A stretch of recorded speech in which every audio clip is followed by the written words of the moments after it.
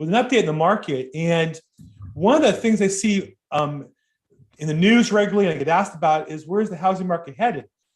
And I saw a great article that the housing demand is about to weaken. Here's why. Now, weaken doesn't mean crash. Weaken doesn't mean bubble. But if it can weaken now and continue to increase but slower, that could be healthier overall for everybody.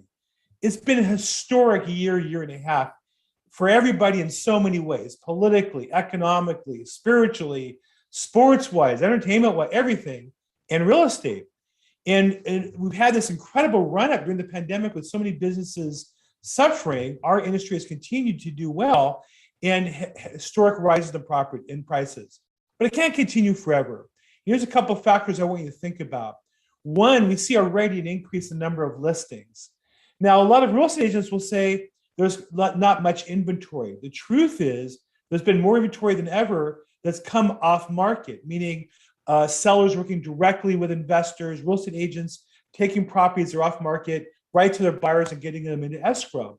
So because for every sale, there's a buyer and a seller, there's plenty of inventory. It's just different than years past. But even that difference is coming back to more normal. We're seeing more listings in the MLS. In fact, the top markets see about 10, 20% more listings than a year ago. There's a chart below that shows how we're headed back in a more normal level, though we're still low by any standards.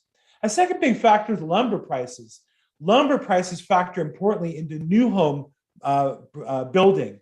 And even though we don't build a lot of new homes in California, new homes in Arizona and Nevada traditionally have caused California homeowners to move there, put their houses on the market. If they can't afford to move to these newer homes because the price is too high, they don't sell, that reduces inventory.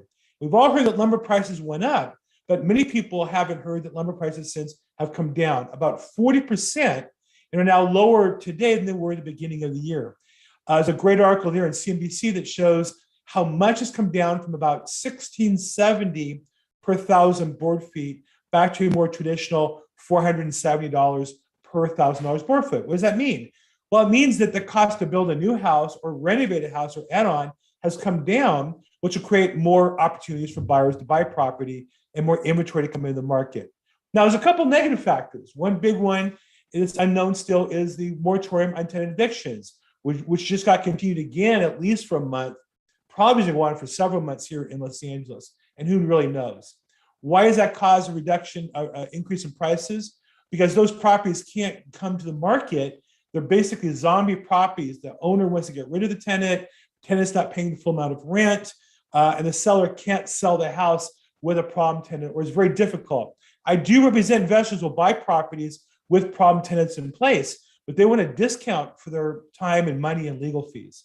Another factor affecting the market is the changes in law in California regarding foreclosures, specifically trustee sales.